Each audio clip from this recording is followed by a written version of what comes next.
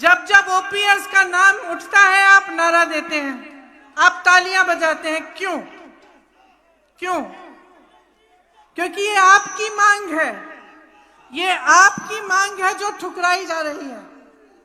अगर ये कांग्रेस के प्रदेशों में ये मांग पूरी हो सकती है, अगर पुरानी पेंशन आपको मिल सकती है कांग्रेस के प्रदेशों में, तो बाकी प्रदेशों में क्यों नहीं मिल रही है? इस सच्चाई को समझिए।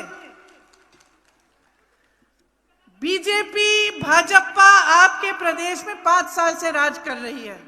इनके नेता आते हैं, कहते हैं फिर से वोट दीजिए, डबल इंजन की सरकार चलेगी। कहते हैं कि नहीं कहते हैं? बताइए। तो कभी आपने सोचा है कि अभी कह रहे हैं डबल इंजन की सरकार, पिछले 5 सालों में कहां थे? पिछले 5 सालों में क्या नहीं थी डबल इंजन की सरकार? थी ना। क्या हुआ? तेल भरना भूल गए शायद। इंजन में तेल नहीं गया, क्योंकि देश का सारा तेल बड़े दे रहा है। पहचानिए इस सच्चाई को। आज ये नौजवान जो यहाँ पे खड़े हैं, बताइए कितनों को रोजगार मिला है पिछले 5 सालों में? मिला है आपको रोजगार? नहीं मिला ना। तो सरकार का सबसे पहला कर्तव्य क्या होता है जनता के प्रति? सबसे पहला कर्तव्य क्या होता है जनता के प्रति? नौकरी सबसे बड़ा। क्यों? मेरी बहनें बैठी हुई हैं, आप अपने बच्चों की परवरिश क्यों करते हैं? प्रेम से उनकी देखभाल करते हैं, उनको शिक्षित करते हैं। क्यों? ताकि उनका भविष्य बने, बड़े होकर वो आत्मनिर्भर हो, आपका भी देखभाल करें। इसीलिए ना। तो सरकार का क्या कर्तव्य बनता है आपके प्रति कि आपके जो बच्चे हैं, जिनकी आपने परवरिश की है, जिनको पढ़ाया लिखाया है, उनको आगे बढ़ाएं, उनका भविष्य बनाएं। लेकिन ये भाजपा की सरकार जो 5 सालों के लिए यहां चल रही है, केंद्र में भी है, तमाम साधन है इनके पास, लेकिन इनके राज्य में 63,000 पद खाली हैं। 63,000 रोजगार नौकरियां खाली हैं। यहां इसी सभा में हजारों युवा मुझे दिख रहे हैं जिनको रोजगार नहीं मिला। क्यों नहीं दिया आपको? खाली क्यों रखे हैं ये पद? जब कांग्रेस कहती है कि पहली मंत्रिमंडल की मीटिंग में ही हम 1 लाख रोजगार देने के लिए हम निर्णय लेंगे, तो इनके नेता क्या कहते हैं? कहते हैं कि ये हो ही नहीं सकता, हो ही नहीं सकता। अच्छा, तो फिर छत्तीसगढ़ में कांग्रेस की सरकार ने कैसे कर डाला? आज छत्तीसगढ़ में सबसे कम बेरोजगारी की दर है। कैसे? क्योंकि हमारी सरकार ने 5 लाख रोजगार दिए 3 सालों में। राजस्थान में कांग्रेस की सरकार है, 1,30,000 नौकरियां दी हैं, और यहां 63,000 पद खाली पड़े हैं। रोजगार लें, अपने परिवारों की देखभाल करें, पैसे कमाएं, और वो इच्छाएं पूरी नहीं हो रही हैं, इसलिए भटक रहे हैं और नशा फैलाया जा रहा है, लेकिन रोजगार नहीं दिया जा रहा है। ये सच्चाई है यहाँ की कि 30 लाख आबादी है यहाँ युवाओं की लगभग, और 15 लाख बेरोजगार हैं। 15 लाख बेरोजगार हैं, आप हजारों पद खाली रख रहे हैं, आप नौकरियां नहीं दे रहे हैं। ये है सच्चाई। अग्निवीर को देखिए, कैसा स्कीम है, आप जानते होंगे। आप माताएं अपने बेटों को भेजते हैं सरहद पे देश की रखवाली करने के लिए, और ये लोग क्या कर रहे हैं? सेना को ठेके पे दे रहे हैं। कह रहे हैं कि सेना की जो भर्ती है वो भी ठेके पे होगी। 4 साल बाद 75% लड़के वापस आ जाएंगे। फिर क्या करेंगे? किसी के ऑफिस में काम करेंगे, कहीं नौकरी ढूंढते हुए भटकेंगे। तो यहाँ के पहले कम से कम 4,000 लोग सेना में भर्ती होते थे। अब जो नया नियम आया है उसके जरिए मात्र 400-500 सेना में जा पाएंगे, और उनमें से भी 75% वापस आ जाएंगे 4 साल बाद। आप सोचिए कि इन लोगों की नीयत क्या है। बहुत स्पष्ट है, सत्ता में रहने के लिए चुनाव के समय आपके सामने कुछ भी कह डालेंगे, कुछ भी कह डालेंगे, कैसे कैसे बड़े बड़े वादे करेंगे, लेकिन जैसे ही चुनाव चले जाता है आपको भूल जाते हैं। जैसे ये सब बातें खत्म, प्रचार खत्म, जैसे अग्निहोत्री जी कह रहे थे कि हेलीकॉप्टरों में पैसे ला रहे हैं, एम्बुलेंस में शराब आ रही है, अगर ये सच्चाई है तो आप सोचिए कि पैसों से चुनाव नहीं जितवाएंगे आप, कि आप अपने भविष्य के आधार पर अपना वोट देंगे। आप शिक्षित हैं, समझदार हैं। अग्निहोत्री जी ने कहा इंदिरा जी ने ये प्रदेश बनाया, लेकिन इंदिरा जी हमेशा कहती थी हिमाचल प्रदेश की जनता ने हिमाचल प्रदेश को बनाया है। भरोसा था आप में और आप उन पर भरोसा करते थे। इसीलिए परमार जी जैसे, वीरभद्र सिंह जी जैसे नेता आपको मिले, आप ही की जमीन से उभरे। अग्निहोत्री जी को देखिए, दिन रात आपके लिए एक करते हैं, सुबह शाम आपके लिए काम करते हैं। नेता प्रतिपक्ष हैं, विपक्ष में होते हुए आपकी आवाज दिन रात उठाते हैं।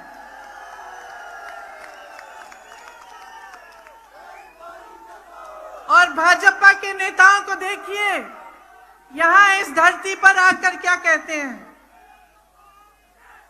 झूठे वादे करते हैं और आपसे कहते हैं कि दवाई बार बार बदलने से बीमारी नहीं छूटती।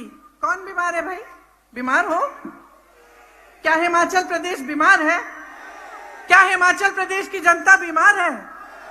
देखिए किस नजरिए से आपको देखा जा रहा है, कि आपको बताया जा रहा है कि बीमार हो, दवाई बदलते मत रहो, वही पुरानी दवाई खाते जाओ। ये बताया जा रहा है आपको, समझ लो, गुमराह किया जा रहा है। आज हिमाचल प्रदेश घाटे में है, 70,000 करोड़ का कर्ज है। प्रदेश के 20 निगम और बोर्ड घाटे में हैं। कर्मचारियों को दिवाली का डीए नहीं मिला। एचआरटीसी के कर्मचारियों को अभी तक इस महीने का वेतन नहीं मिला था। लेकिन घोटाले ही घोटाले हैं। कोरोना के समय पीपीई किट में घोटाले हुए, पुलिस भर्ती में घोटाला हुआ, शिक्षक भर्ती में घोटाला हुआ, खनन के तमाम घोटाले हैं। ये स्थिति है और आपसे कहते हैं दवाई मत बदलिए, जैसे कि आप बीमार हैं। इन्होंने क्या परिस्थिति बना दी है हिमाचल प्रदेश के नौजवानों की, हिमाचल प्रदेश के भविष्य की। किसान, बागबान, छोटे व्यापारी सब मुसीबत में हैं। किसी से भी पूछ लीजिए पिछले 5 सालों में क्या आपने तरक्की की, क्या आपका बिजनेस बढ़ा, आपको रोजगार मिला? सब मना करते हैं, किसी की तरक्की नहीं हुई है। तो जब ये असलियत है और असलियत आपके सामने है, आप जी रहे हो इस असलियत को, तो आप इस असलियत को बदलते क्यों नहीं? बदलोगे?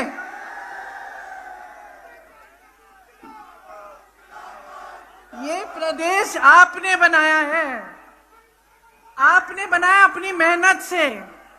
यहां तमाम बच्चे शिक्षित हैं, महिलाएं शिक्षित हैं, आगे बढ़ना चाहती हैं, युवा आगे बढ़ना चाहते हैं, लेकिन इन लोगों ने गलत निर्णय लेकर इस प्रदेश को बिगाड़ने के अलावा कुछ ठोस काम नहीं किया है। डबल इंजन की सिर्फ बातें हैं, आगे बढ़ाने की कोई बात नहीं है। और 5 सालों में जो आपने सहा है, जो आपने देखा है, ये आप अच्छी तरह से जानते हैं। तो मैं यहां खड़े होकर आपको झूठे वादे नहीं करना चाहती, आपको झूठे वादे नहीं करना चाहती। मैं आपको सिर्फ एक चीज कहना चाहती हूं, अपने अनुभव पर उतरो। आपने क्या देखा है 5 सालों में? क्या आपने ऐसे नेता देखे हैं कि आपके घर आके आपकी परेशानियों को समझे?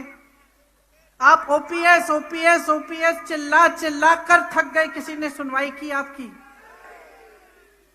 ये कितनी गहरी समस्या है, मैं जानती हूं, उत्तर प्रदेश में काम करती हूं, कि जीवन भर आपको पेंशन मिलेगा, आपकी सुरक्षा होगी, वरना आप प्राइवेट में ले लेते। तो जब इतनी गहरी समस्या है, आप 5 सालों से कह रहे हैं, 10 सालों से कह रहे हैं, कोई सुन नहीं रहा है। ये स्थिति है। क्या मिला आपको? हाँ, ये सच है कि बड़े बड़े हिमाचल से बड़े बड़े नेता बने भाजपा में, अपनी तरक्की की, क्या प्रदेश की तरक्की की?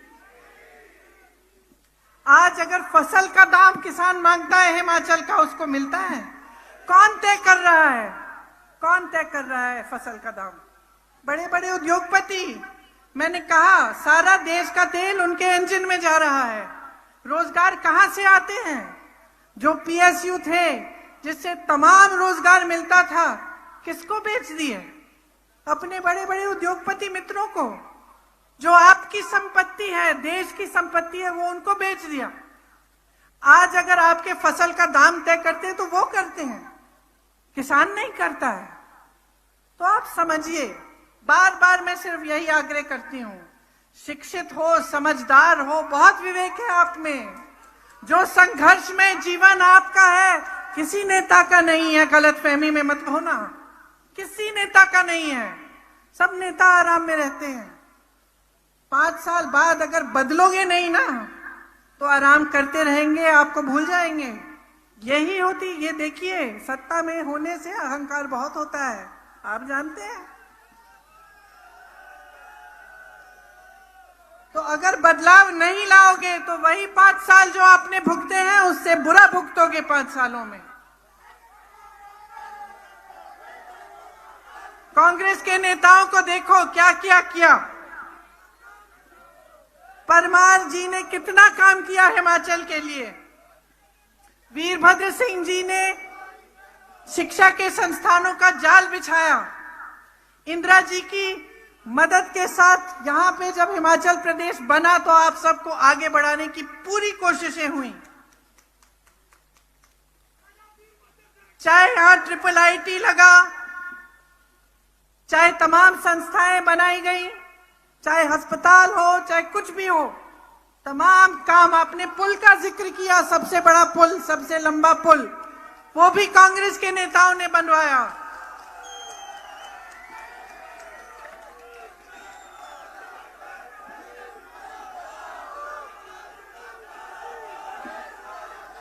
हम आपके लिए काम करके दिखाना चाहते हैं। मैंने कहा कि पहले मंत्रिमंडल की मीटिंग में 1 लाख रोजगार तय करेंगे, लेकिन 5 सालों में हमारा वचन है कि 5 लाख रोजगार देने का पूरी कोशिश करेंगे। आपने हर घर लक्ष्मी योजना के बारे में सुना होगा। मैं जानती हूं आप कितना मेहनत करती हो। मैं जानती हूं मेरी बहनों, पूरा समाज का बोझ आपके कंधों पर है। आप आप बच्चों की परवरिश करते हो, मेहनत करते हो, घर में, खेती में, नौकरी करते हो, सब कुछ करते हो। जो महिला नौकरी करती है वो फिर भी घर आकर खाना पकाती है, क्यों आप नहीं करते? हाँ, मम्मी खाना परोस के देती है ना जब घर आते हो। कभी सोचा है कितना मुश्किल जीवन होता है, कितना संघर्ष होता है माताओं का, बहनों का? हम समझते हैं। इसीलिए हम हर घर लक्ष्मी योजना बनाना चाहते हैं, जिससे 1500 रुपए प्रति माह आपको मिलेंगे, आपके खाते में जाएंगे। हर विधानसभा में 4 इंग्लिश की पाठशाला बनाना चाहते हैं। आर्मी से रिटायर होकर आए सर्विसमैन के लिए आरक्षित सभी पदों को भरने की योजना है। यहाँ कांग्रेस ने कई औद्योगिक क्षेत्र बनाए, उनका विकास कराने का काम हम करना चाहते हैं, रोजगार पैदा करना चाहते हैं। ऊना और आसपास के जो इलाके हैं, यहाँ पर खास आध्यात्मिक टूरिज्म, मतलब स्पिरिचुअल टूरिज्म के केंद्र के रूप में यहाँ को हम विकसित करना चाहते हैं, ताकि जो दर्शन करने आए उसको पूरी सुविधा मिले, लेकिन आप सबको इससे रोजगार भी मिले। ऊना गुरु नानक देव जी की वंशजों की भूमि है। गुरु नानक जी ने सच्चा सौदा का विचार दिया था ना। सच्चा सौदा का मतलब क्या होता है? जिसका है वो उसको मिलना चाहिए। सबसे बड़ी प्राथमिकता गरीबों की होनी चाहिए, जरूरतमंदों की होनी चाहिए। और यही कांग्रेस पार्टी का सिद्धांत है, यही महात्मा गांधी का सिद्धांत था, यही इंदिरा गांधी का सिद्धांत था, और यहाँ मंच पे खड़े हुए जितने भी नेता हैं यही उनका सिद्धांत है।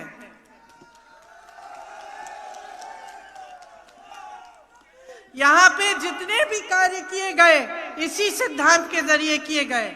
फूड पार्क बना, पंडोगा, बाथू, बाथड़ी जैसे औद्योगिक क्षेत्र बनाए, सिविल हॉस्पिटल बनाया, मैंने पहले कहा triple IIT, lift irrigation system से यहाँ पानी की समस्या दूर की गई। ये इन्हीं सिद्धांतों के जरिए, इन्हीं की वजह से ये सब काम हुआ। तो आप ही पहचानिए, बहनों पहचान लो। मैं पंजाब में जब प्रचार करने गई थी तो मैंने कहा था जब लड़की के लिए दूल्हा ढूंढना पड़ता है तो सबसे पहले जब घर में जाते हैं उसको देखते हैं तो हम क्या देखते हैं, उसकी नीयत क्या है, अच्छा लड़का है, सही नीयत है कि नहीं, यही देखते हैं ना। तो इसी तरह से अपने नेताओं में और अब जो जितने भी राजनीतिक दल हैं उनमें पहले नीयत देखिए, नीयत क्या है।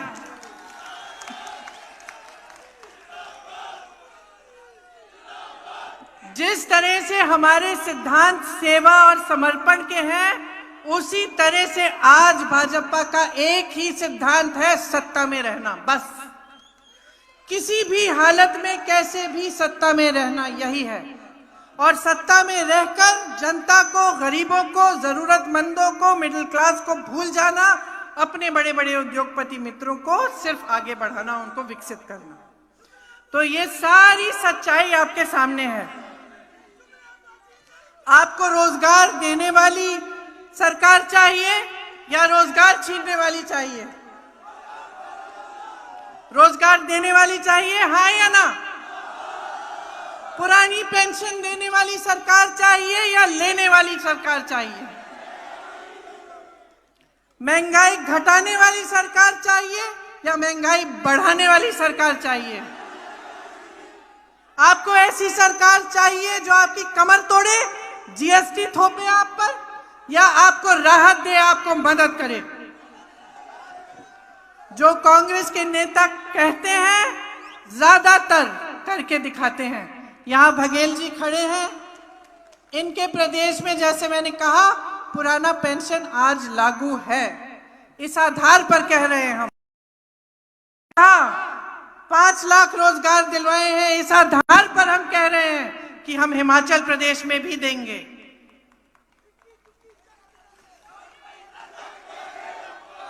देखिए, जब भी हम ये बातें करते हैं तो छोटे से छोटा भाजपा का नेता लेकर बड़े से बड़े तक कहता है कि नहीं हो सकता, रोजगार बना नहीं सकते, महंगाई कम होगी नहीं, ये जो OPS कह रहे हैं इसके लिए पैसे नहीं है। तो भैया अगर कुछ नहीं कर सकते तो सत्ता में क्यों आए? ना आए, फिर फायदा क्या है आपके लिए? अगर ये आपको रोजगार नहीं दे सकते, अपना आपका भविष्य नहीं बना सकते, यहाँ बैठे नौजवानों की मदद नहीं कर सके, इनको विकसित नहीं कर सकते, सड़कें नहीं बनाएंगे, OPS नहीं दिलवा सकते, महंगाई घटा नहीं सकते, तो फिर किस काम के हैं?